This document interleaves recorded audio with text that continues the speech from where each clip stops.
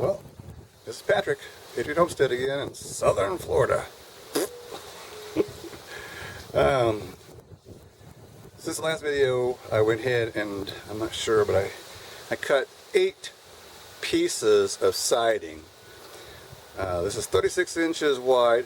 Don't know where she got this roll from. I'm thinking it's an installation for something. I don't know. Anyways, I'll have to show you what it shows on the piece of paneling. Anyways, I put one on yesterday, and then I ended up putting a caulking on, a silicone, and what happened was I screwed it together, but I didn't screw the bottom part because I thought it was coming back, but I forgot I had to take a family member to the doctor's yesterday. And so when I got back, of course, it had the skin on it, and it got the skin of the silicone was a little bit too firm because she decided she wanted to go to Walmart too, so it was a 5-hour tour. So I had to scrape that off and reposition the panel again, take a screw out, put it back in. So today I'm going to attempt, and I'm going to show you, it's windy, it's 15 to 20 mile an hour winds right now, and attempt to go ahead and put like another panel, maybe 2 more panels, 1 panel on this side, and I'm going to start on the trailer that has had the window for the concession stand. I'll put a couple panels, maybe 3 panels out there, depending on how the day goes and how the wind is and how aggravated I get because of all the wind and blowing. And maybe I want to, if it's going to blow so hard that it bends the siding, then I'm not going to do any more today. So let me show you what I've done, what I'm going to do, and what mistakes I make so that you guys don't have to. Am I a pro at this? No. So if you want to follow what I'm doing, that's your choice, not mine, because I'm not a pro. I'm not telling you how to do it. That's my disclaimer. This is how I'm doing it. And I'm pretty happy with the way I'm doing it. I mean, I made one mistake. I kind of like missed the stud and made a hole. So I gotta, when I overlap the next panel, hopefully I should be able to overlap it. And I'm going to put a bead of silicone between the 2 panels, and that should take care of it. You won't even see it, but still, you got to be careful because I thought I had a straight line.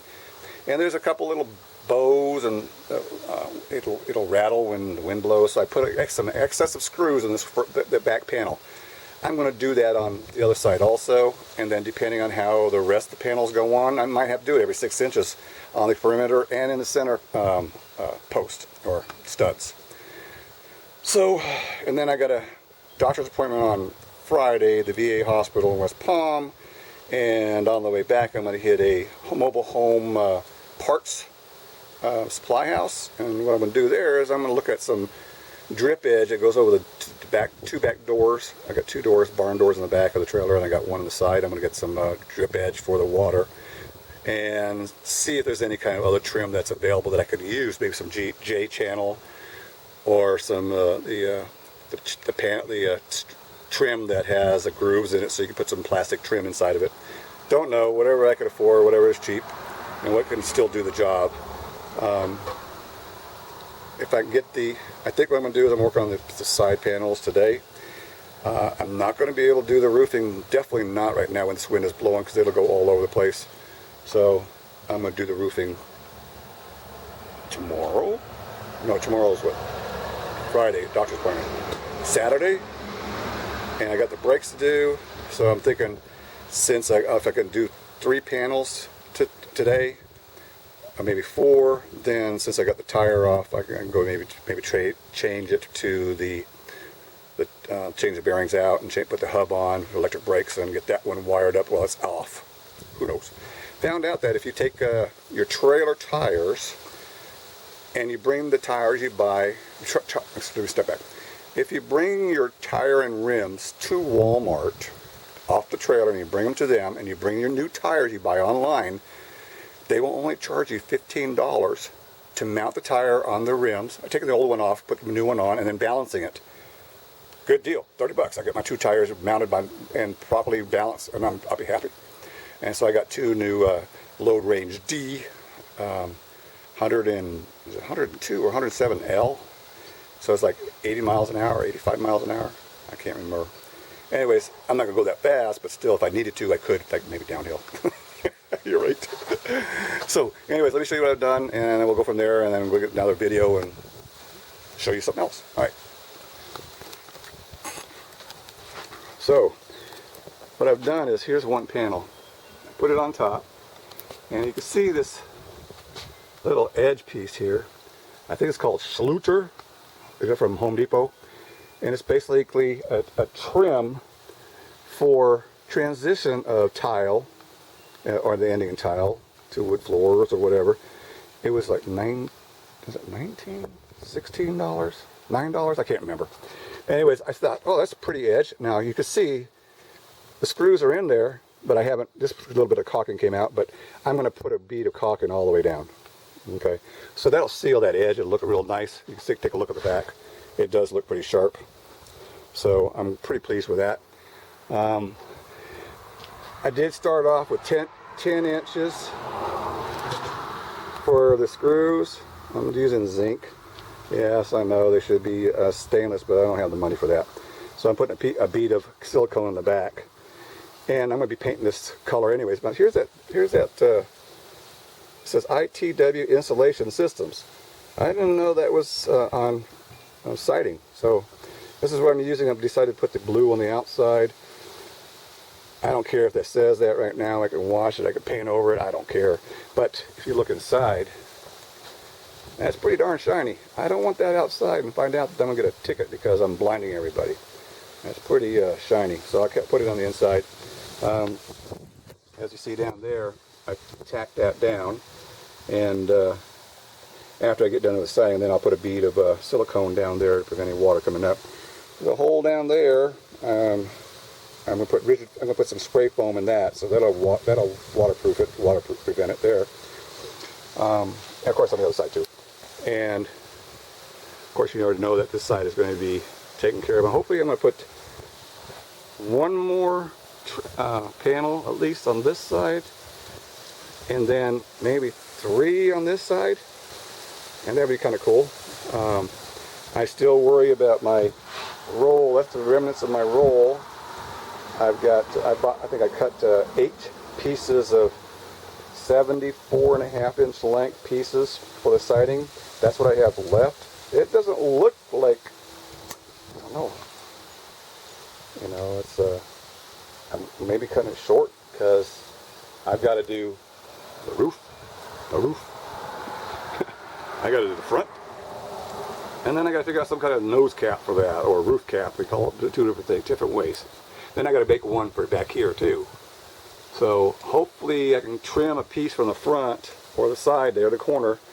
And I think there's one place where I'm going to be able to cut it down the middle, and I will be able to have the height that I need here without wasting a piece.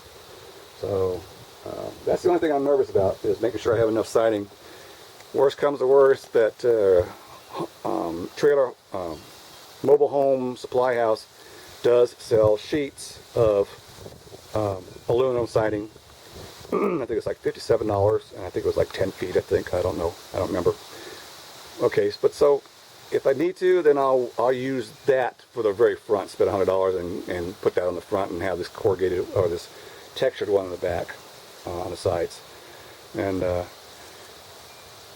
not going to do the doors until I get the siding done around the whole trailer, because if you want to look,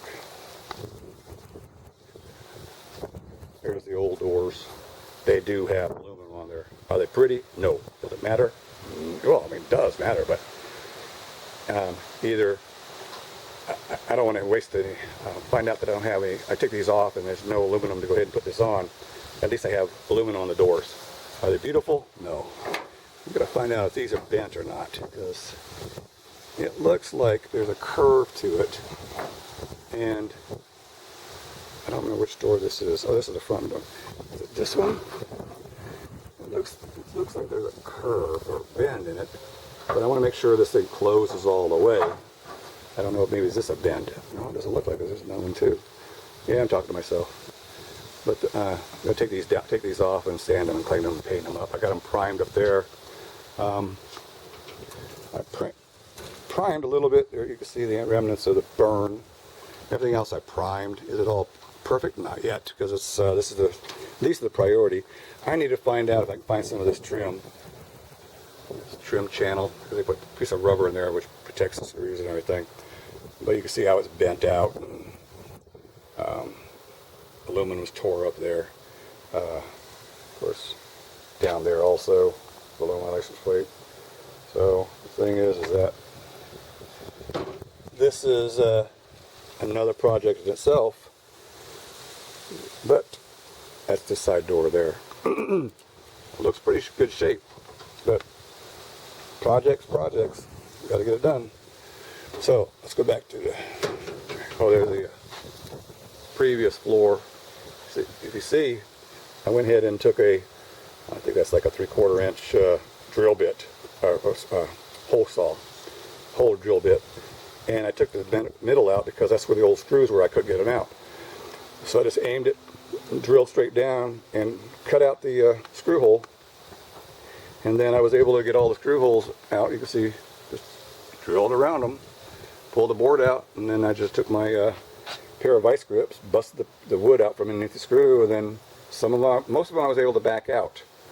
Some of them I didn't, so I had to grind them down, and of course I probably hit a couple of those when I was trying to put the new floor in. But anyways, that's the old floor. I'm going to save that just for some reason, I don't know. Maybe I'll put it on the nose so it protects anything from sliding in the front. So this is what I got right now. And there's cut pieces of siding there. You know, I had them laid in some material on top to kind of flatten them out a little bit. Of course, we had a rain this morning and nothing's damaged, thank God. So, anyways, if I can get those panels on here, stop talking, I can maybe show you another video of me having the panels up, and I can start doing the rest of the work and get closer to the roof. And if I can get the roof on, it'll be nice, because right now I like this edge. It came out pretty good. Just got to caulk it. Yeah, I'm using these zinc screws, but you know, there's a couple places where, like here, you're always going to get that little bit. And the beam comes out, there's two beams here, or posts. So I'm not sure if I want to put a screw there. I'm not sure. It doesn't matter, I don't think. And I put beading of silicone back here. And here is, see where it's like silicone kind of dried up. I don't care about that, because I'm going to take this other piece and it's going to overlap right about here. Then I'll put caulking or silicone bead down there. I'll take the screws out, of course, and then put the new siding over here.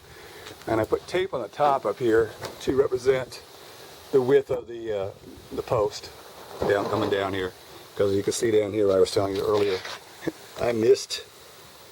This is where it's supposed to go, and this is where I hit, and the beam's over here. So I totally missed it. I don't know how that happened. I used a square, framing square, or the drywall square. Anyways, let me go ahead and get done and go with the next video and show you what I've done, and any mistakes that I've done, you'll find out.